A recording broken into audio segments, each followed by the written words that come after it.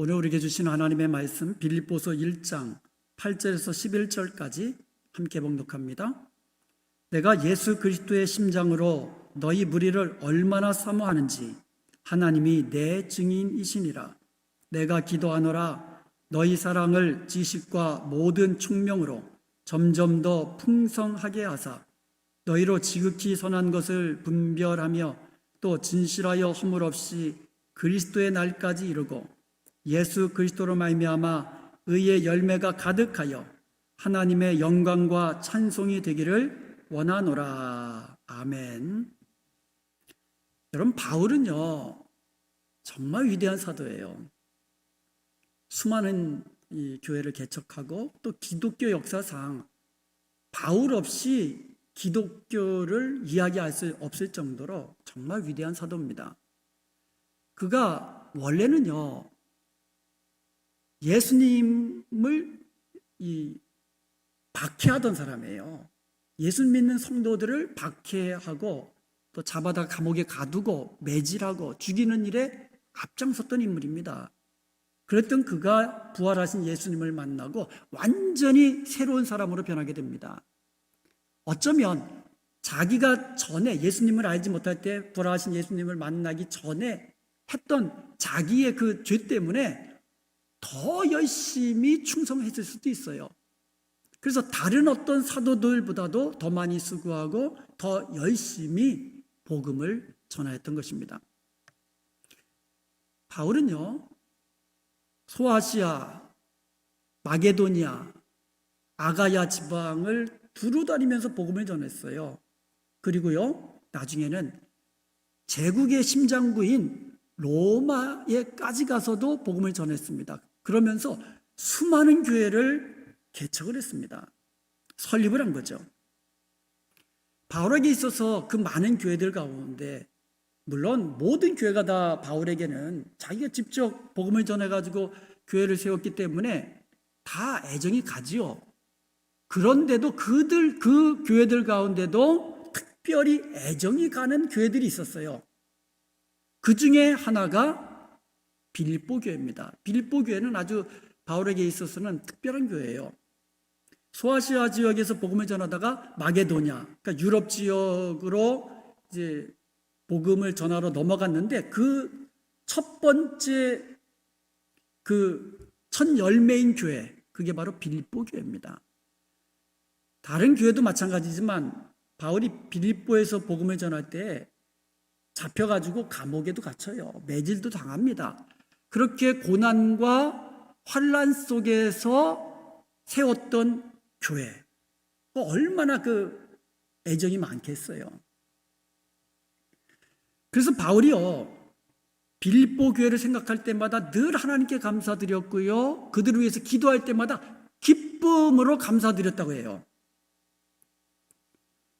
바울이 빌립보서를 쓰면서요 1장 1절부터 2절이 서두예요. 그러니까 문안 인사하는 거예요. 편지를 쓸 때 제일 먼저 문안 인사를 하잖아요. 문안 인사가 끝나기가 무섭게 3절에서 5절까지 기록했던 내용을 보면요 3절에 보면 내가 너희를 생각할 때마다 나의 하나님께 감사하며 4절에도 보면 간구할 때마다 너희 무리를 위하여 기쁨으로 항상 간구함은. 그러니까 바울은요 빌립보 교회만 생각하면 감사함이 있는 거예요. 그리고 빌립보 교회를 위해 기도할 때마다 기쁨으로 기도하는 거예요. 왜 그랬을까요? 그 이유가 8절에 나옵니다. 내가 예수 그리스도의 심장으로 너희 무리를 얼마나 사모하는지 하나님이 내 증인이시라. 그러니까 빌립보 교회는요 바울이 그냥 사랑한 것이 아니라 예수 그리스도의 심장으로 사모하며 사랑하는 그런 교회였다는 거예요. 이 빌립보서를 쓸 때 바울이요 로마 감옥에 있었습니다. 자신은 로마의 감옥에 갇혀 있으면서도 그 빌립보 교회를 생각할 때마다 감사가 넘치는 거예요. 자기는 지금 감옥에 갇혀 있는데 빌립보 교회만 생각하면 감사함이 넘치는 거예요. 그리고 자기는 비록 감옥에 갇혀 있지만 그곳에서도 빌립보 교회를 위해서 기도한 겁니다. 그런데 기도할 때 어떻게 기도해요? 항상 기쁨으로 감사했다고 그렇게 고백하고 있는 거예요. 바울이 빌립보 교회를 생각하면서 기도를 했는데, 자기는 비록 빌립보 교회에 가서 그들에게 직접 메시지를 전하지 못하지만 빌립보 교회 성도들이 날마다 영적으로 성장하고 영적으로 성숙하기를 위해서 기도를 드린 겁니다. 바울의 사랑, 예수 그리스도로 사랑한 바울의 사랑은요, 비록 감옥에 갇혀 있다 할지라도 식어지지 않은 거예요. 그래서 이 바울이 바로 빌립보 교회를 생각하면서 예수 그리스도의 심장으로 드렸던 기도, 이 기도가 오늘 저와 여러분에게 주시는 하나님의 음성으로 들려지기를, 그래서 이 기도가 바로 오늘 우리 교회에게 주시는 메시지요, 바로 우리 그리고 나에게 주시는 하나님의 말씀으로 들려지기를 주님의 이름으로 축복합니다. 첫째로 바울이 드렸던 기도, 예수 그리스도의 심장으로 드렸던 기도, 바로 오늘 저와 여러분에게 주시는 하나님의 메시지는 첫째로 우리의 사랑이 점점 더 풍성하게 되기를 기도하는 거예요. 9절 한번 보겠습니다. 내가 기도하노라 너희 사랑을 지식과 모든 총명으로 점점 더 풍성하게 하사. 기독교는 사랑의 종교라고 그랬잖아요. 하나님이 먼저 우리를 사랑하셨어요. 어떻게? 독생자를 아낌없이 우리를 위하여 내어주심으로. 그 크신 하나님의 사랑을 우리에게 먼저 보여주신 거예요. 예수님도요 마찬가지예요. 십자가에서 우리 죄로 위하여 죽으시는 희생적인 사랑, 그 사랑을 예수님이 우리에게 보여주셨습니다. 그리고 나서 우리에게 말씀하셨습니다. 내가 너희에게 보여준 이 사랑, 이 사랑으로 너희도 서로 사랑하라고 말씀하시는 거예요. 그러므로 이제 우리도 예수 그리스도의 심장으로 서로 사랑하십시다. 아멘. 하나님의 그 크신 사랑으로, 예수 그리스도의 그 뜨거운 심장으로 뜨겁게 우리도 서로 사랑해야 돼요. 만약에 시간이 지나면서 우리의 사랑이 식어지고 약해진다면 그것은 참다운 사랑이 아니에요. 시간이 지나고 세월이 흐를수록 우리의 사랑이 점점점 더 풍성해지는 것, 이것이 바로 예수 그리스도의 심장으로 사랑하는 사랑인 줄로 믿습니다. 요한계시록 3장에 보면은요, 라오디게아 교회가 나와요. 요한계시록 2장과 3장에 아시아에 있는 7교회가 나오는데 그 중에 라오디게아 교회는 하나님께로부터 책망만 받은 그런 교회였어요. 라오디게아의 북쪽에 히에라볼리라는 도시가 있는데 거기서 섭씨 90도나 되는 온천수가 터져요. 그런데 그 온천물이 10km 떨어진 라오디게아까지 이제 흘러가게 됩니다. 근데 뜨거웠던 온천수가 흘러가는 도중에 식어요. 그래서 라오디게아까지 가면 이게 미지근한 온천물이 됩니다. 온천수가요, 뜨거울 때는 괜찮지만 식어지면 이게 온천수 안에 있는 유황 냄새가 나서 그 냄새로 인해서 사람들이 그 구역질이 나요. 예수님께서는 이런 라오디게아의 지역의 상황을 비유로 들으시면서 우리에게 미지근한 신앙, 식어진 사랑, 이것에 대해서 책망하시는 거예요. 그러니까 라오디게아 교회만에 대한 책망이 아니에요. 이것은 오늘날 처음 사랑을 잃어버리고 처음 행위가 미지근해진 그와 같은 모든 교회, 모든 성도를 향한 주님의 책망이에요. 우리의 사랑은 점점점 식어지는 것이 아니라 점점 더 풍성해져야 되는 거예요. 주님께서는 이러한 식어지는 사랑, 식어지는 믿음에 대해서 이렇게 책망하셨어요. 계시록 3장 15절과 16절에 보면 내가 내 행위를 아노니 내가 차지도 아니하고 더없지도 아니하도다. 내가 차든지 더없든지 하기를 원하노라. 내가 이같이 미지근하여 더없지도 아니하고 차지도 아니하니 내 입에서 너를 토하여 내치리라.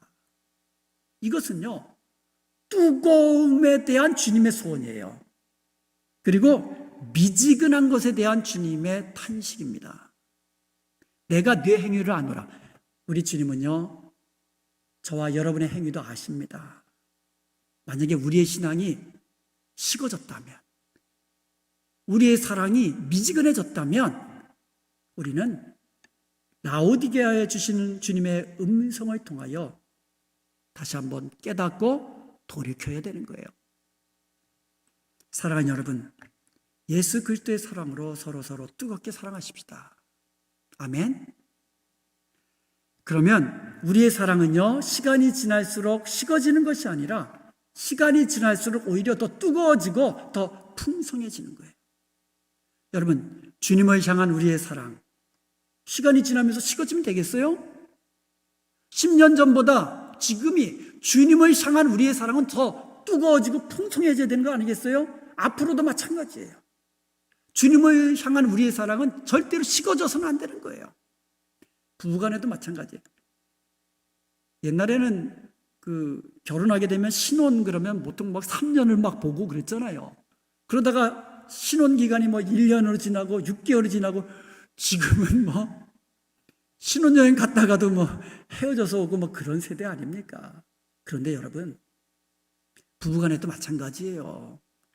시간이 지날수록 사랑이 식어지는 게 아니고 시간이 지나면서도 계속해서 우리의 사랑은 풍성해져야 되는 거예요. 우리 교회가 지금 37년 됐습니다.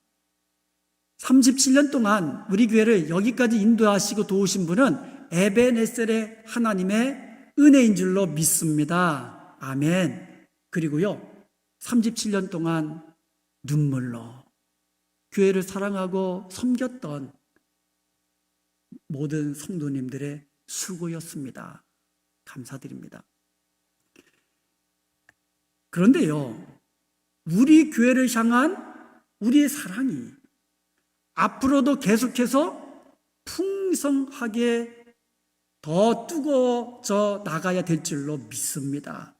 지금까지 사랑했는데 이제는 대충대충 하는 게 아니고 앞으로도 교회를 향한 우리의 사랑, 교회를 섬기는 우리의 섬김이 계속해서 풍성해져야 될 줄로 믿습니다. 우리 주님은 그것을 위해서 우리에게 지금 말씀하시는 거예요.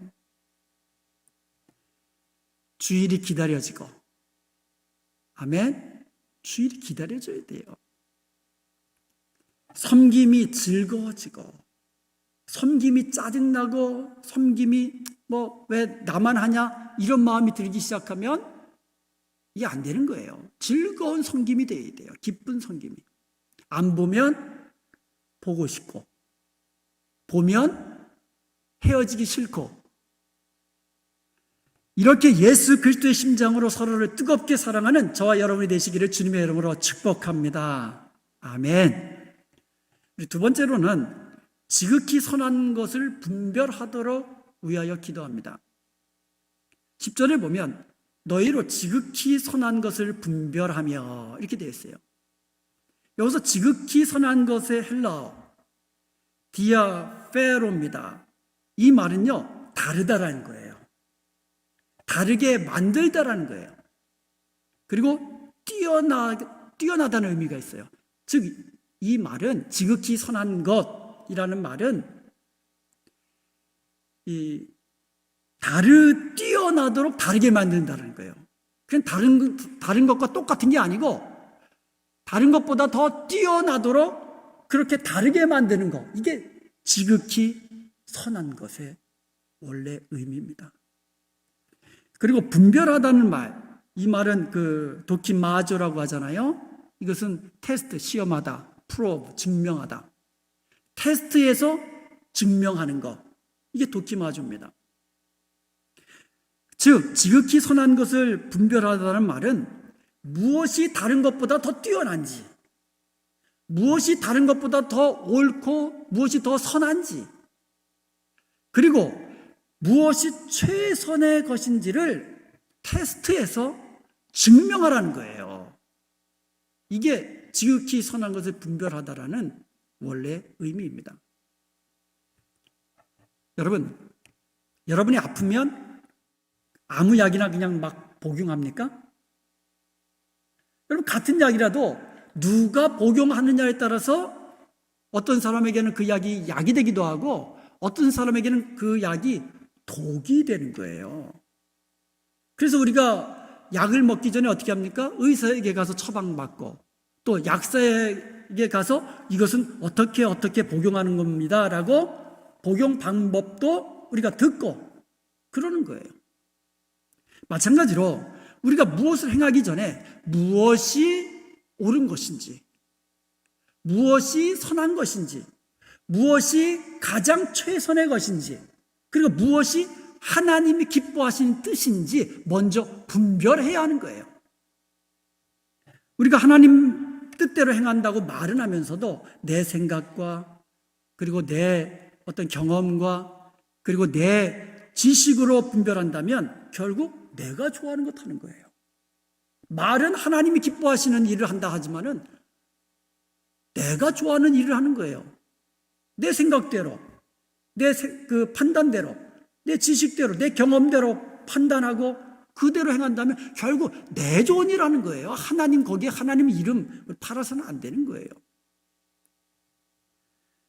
그러므로 우리가 먼저 하나님의 기뻐하시는 뜻, 무엇이 가장 선하고 옳은 것이고 가장 지극히 선한 것인지 최선의 것인지를 우리가 분별하는 게 중요합니다. 근데 아무나 분별할 수 있는 게 아니에요. 어린아이가 우리가 분별할 수 없잖아요. 장성한 이 성인이 되어서 분별력을 가지고 판단하잖아요. 마찬가지로 우리 신앙도 마찬가지예요. 우리가 영적으로 장성한 신앙, 장성한 믿음을 가진 사람이 되어야 돼요. 히브리서 5장 13절과 14절에 보면 이는 젖을 먹는 자마다 어린아이니, 지금 노아가 지금 젖 먹고 있어요. 어린 아기잖아요. 어린 아기가 분별력 안 되죠. 그런데 보세요. 젖을 먹는 자마다 어린아이니 의의 말씀을 경험하지 못한 자요. 단단한 음식은 장성한 자의 것이니 그들은 지각을 사용함으로 연단을 받아 선악을 분별하는 자들이니라. 아멘. 장성한 신앙을 가진 자들. 말씀과 기도로 충만해서 어떤 것이 하나님이 기뻐하신 뜻인지 말씀을 통하여 기도를 통하여 분별하는 것이 필요하다는 거예요. 말씀과 기도로 충만한 장성한 믿음을 가진 성도들만이 선악을 옳게 분별하고 지극히 선한 것을 분별할 수가 있는 겁니다. 그러므로 여러분, 우리는 하나님의 말씀을 날마다 읽고 듣고 배우는 일에 힘써야만 합니다. 아멘. 말씀 없이는 안 돼요. 말씀이 기준이거든요. 기준이 흔들려서는 안 되잖아요. 그리고 우리가 말씀을 대할 때마다 기도를 하잖아요. 성령의 감동으로 기록된 하나님의 말씀이기 때문에 먼저 하나님의 감동을 내가 입을 수 있도록 성령님을 의지하면서 기도하면서 말씀을 대해야 되는 거예요. 그래야 내 마음대로 해석을 안 하죠.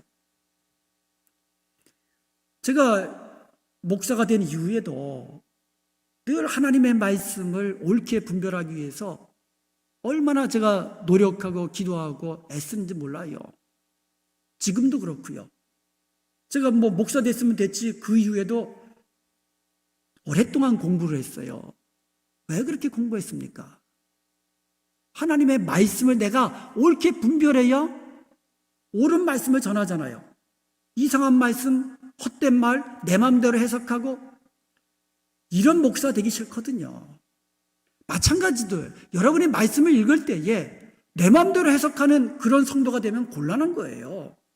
하나님의 말씀을 하나님의 음성으로 옳게 들을 수 있도록, 분별할 수 있도록 기도하면서, 연구하면서 그렇게 하나님의 말씀을 대해야 되는 거예요. 그러니까 말씀과 기도 없이는 하나님이 기뻐하시는 뜻을 옳게 분별할 수가 없다는 말씀이에요. 그러므로 우리가 믿음의 장성한 성도가 되고 말씀과 기도로 충만한 성도가 되어서 하나님이 기뻐하시는 뜻이 무엇인지 분별하고, 그리고 무엇이 가장 좋은지 분별하여 그대로 행하는 복된 성도가 될 수 있기를 주님의 이름으로 축원드립니다.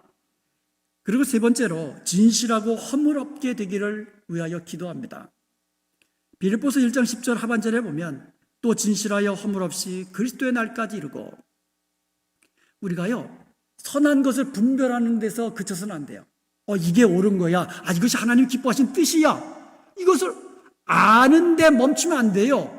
분별했으면 그 분별한 말씀대로 진실하게 허물 없이 살아야 되는 거예요. 말씀대로 진실하게 흠 없이. 언제까지? 그리스도의 날까지. 주님이 다시 오는 그날까지. 아니면 내가 주님 앞에 서면 그날까지. 우리가요, 제가 오늘 아침에 와이셔츠 이제 하나를 입었는데, 딱 입고 나서 거울에 딱 쓰니까, 여기에 이 얼룩이 죽이는 거예요. 걸려있을 때는 몰랐는데, 밝은 빛에, 그리고 거울을 보니까 얼룩이 묻어 있는 거예요. 어떻게 했겠습니까? 벗어버리고 다른 옷 입고 온 거예요. 다른 와이셔츠. 옷에 얼룩이 있어도요, 어두운 곳에서는 이게 알 수가 없어요. 그런데 밝은 빛에 보면은요, 얼룩이 그대로 드러납니다. 여기서 진실하고 할 때 진실하다라는 이 말은요, 햇빛에 비춰가지고 검사한 결과 순수한 것으로 인정된다는 뜻이에요. 어두운 데서는 이게 안 보이거든요. 근데 햇빛에 비추어서 검사해서 순수한 것, 이렇게 인정된 것이 진실하다라는 뜻이에요. 그리고 unmixed, 혼합되지 않는 것, 오염되지 않은 것, 이런 의미를 가지고 있어요. 여러분, 물이 우리 몸에 굉장히 필요합니다. 70% 이상이 물이잖아요. 그래서 물을 이제 많이 드셔야 되고 잘 드셔야 됩니다. 그런데요, 몸에 필요한 게 물이라고 해서 중금속에 오염된 물을 마시면 됩니까? 안 되지요. 그리고 생선에 오메가3가 있어서 몸에 좋다고 그러잖아요. 그런데요, 만약에 방사선에 오염된 생선 우리가 먹으면 됩니까? 안 되잖아요. 아무리 성도라 할지라도 세속적인 것에 오염되고요, 그리고 죄로 인해서 오염되고요, 그리고 세상 쾌락에 오염된다면, 물질 만능주의 사상에 오염된다면 하나님께서 쓰시지를 않아요. unmixed, 순전하고 순수하고 하나님의 광선빛 앞에 비추어 가지고 순수하다, 이렇게 인정되어야, 허물 없구나, 흠이 없구나, 이렇게 인정되어야만 우리가 하나님 앞에서 쓰임받는 복된 인생이 되는 줄로 믿습니다. 그냥 봐서는 몰라요. 그렇지만 하나님의 광선 앞에 비추어 보면 드러나는 거예요.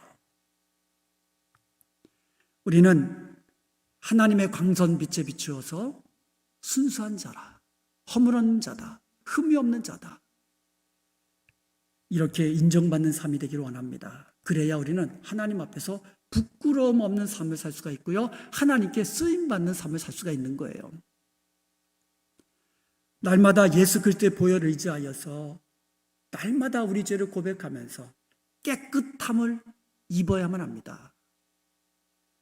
그리고 하나님의 말씀을 옳게 분별하면서 부끄러울 것이 없는 일꾼으로 하나님 앞에 쓰임받는 인생이 되어야만 합니다. 그리고 코람데오, 우리 인생은요, 하나님 앞에서 사는 인생이에요. 사람이 보건 안 보던, 사람들이 알아주건 몰라주던 그리스도 앞에 서는 그날까지 진실하여 흠이 없는, 그래서 하나님께 쓰임받는 저와 여러분이 되시기를 주님의 이름으로 축복합니다. 네 번째로 의의 열매가 가득하여 하나님께 영광 돌리는 삶을 살기로 기도를 하는 거예요. 11절 함께 봅니다. 예수 그리스도로 말미암아 의의 열매가 가득하여 하나님의 영광과 찬송이 되기를 원하노라. 아멘. 우리는요, 잎사귀만 무성하고 열매가 없어서 예수님께 책망받고 저주받은 그 무화과 나무와 같은 인생을 살아서는 안 되는 거예요. 우리의 삶 속에 의의 열매가 가득하여 우리가 바로 하나님의 영광이 되고 우리가 바로 하나님의 찬송이 되는 그런 삶을 살아야 되는 거예요. 의의 열매는요, 하나님과 관계없이 내 스스로 노력 이것으로 되는 게 아닙니다. 의의 열매는요, 우리 안에 거하시는 그리스도로 말미암아 맺히는 열매예요. 성령께서 우리 안에 거하시면서 성령께서 우리 가운데 충만히 임하시고, 그리고 성령께서 역사하실 때 우리의 삶 속에 맺혀지는 것이 바로 성령의 열매입니다. 주님이 기뻐하시는 열매들이에요. 이렇게 해서 우리 가운데 맺히게 되는 의의 열매를 통하여 우리는 하나님의 영광과 찬송이 되는 겁니다. 빌보기의 성도들을 위해서 바울이 예수 그리스도의 심장으로 지금까지 기도를 했잖아요. 그 기도의 핵심이 바로 이겁니다. 너희가 바로 하나님의 영광이 되고 하나님의 찬송이 되는 그런 성도가 되기를 원한다. 그런 성도가 되고, 여러분으로 인해서 우리 교회가 영광이 되고, 여러분으로 인해서 우리 교회가 세상 가운데 찬송이 된다면, 우리 교회만 영광 받습니까? 모든 성도가 영광 받고, 중요한 것은 우리 하나님이 영광을 받으시는 거예요. 아멘. 우리가 하나님의 영광과 찬송이 되는 거, 우리 하나님이 가장 기뻐하시는 뜻입니다. 하나님의 영광과 찬송이 되는 삶, 하나님께 영광 돌리는 삶, 이것이 바로 우리 크리스천들의 궁극적인 삶의 목적인 것입니다.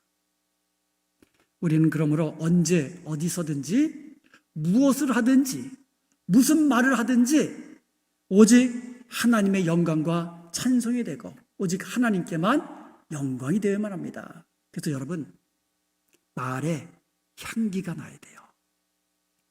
어저께 제가 이 크리스티나를 이제 잘 안고 막 그냥 볼에다 막 뽀뽀하고 막 그러거든요. 그래서 이제 이렇게 뽀뽀 좀 해주려고 그랬더니 이러고 막 가는 거예요. 왜 그러냐니 아빠 냄새가 난다는 거예요. 야, 이제 내 몸에서도 이제 그 아빠 냄새가 나는구나. 그래서 저도 이제는 좀 향수 좀 뿌리고 다녀야 되겠구나. 그리고 생각했는데 향수 뿌리는 거를 까먹고 왔어요. 우리 말에서 세상 사람들의 냄새가 나는 게 아니고, 더러운 그런 냄새가 나는 게 아니고 예수 그리스도의 아름다운 향기가 나야 되지 않겠어요? 우리의 말에서, 우리의 몸에서, 우리의 행실에서 예수 그리스도의 향기가 나야 되지 않겠어요? 그래야 우리가 바로 하나님의 찬송이 되고 영광이 되고 하나님께 영광이 되는 거예요.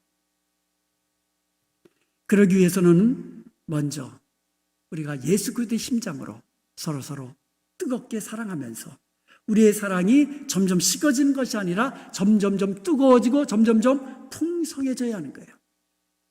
그러기 위해서는 선한 것을 분별하며 진실하여 흠이 없이 그리스도의 날까지 살아야 되는 거예요. 그러기 위해서는 예수 그리스도로 말미암아 의의 열매가 우리 삶 가운데 풍성해져야 되는 거예요. 그리하여서 우리의 삶을 통하여 하나님이 영광 받으시는, 우리가 바로 하나님의 영광이 되고 우리가 바로 하나님의 찬송이 되는 그런 복된 성도가 되시기를 주님의 이름으로 축원드립니다.